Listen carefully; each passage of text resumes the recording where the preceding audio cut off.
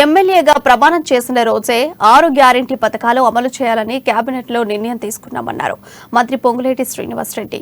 ఇక రాష్ట్ర ప్రభుత్వం అప్పుల్లోకి తీసుకెళ్లి గత ప్రభుత్వం ఇబ్బందులకు గురి చేసిందన్నారు. సమయస్ఫూర్తితో వ్యవహరించి తెలంగాణను ముందుకు తీసుకెళ్తామన్నారు. రాష్ట్ర సంపదని దోచుకొని అప్పుడే 6 గ్యారెంటీ అమలు చేయాలని ప్రతిపక్షాలు అనడంపై ఆయన ఫైర్ అయ్యారు. ఈ 6 గ్యారెంటీల్లో 2 గ్యారెంటీల్ని ఇప్పటికే ఇంప్లిమెంటేషన్ కార్యక్రమాన్ని మొదలుపెట్టారు.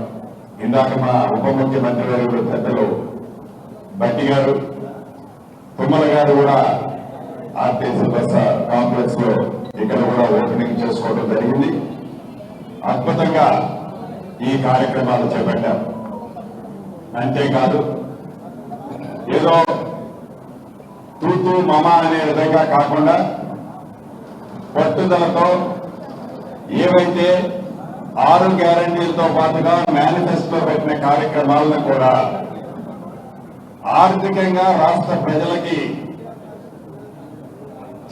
చేస్తామనుకున్న కార్యక్రమాల్లో ఆర్థికంగా రాష్ట్ర ప్రభుత్వం ఈనాడు ఇబ్బందులు ఉన్నప్పటికీ ధనిక తెలంగాణ రాష్ట్రాన్ని గడిచిన 9.5 సంవత్సరాలలో 5.5 లక్షల కోట్ల పైగా అప్పు చేసి ఖజానాని గత ప్రభుత్వం ఖాళీ చేసినప్పటికీ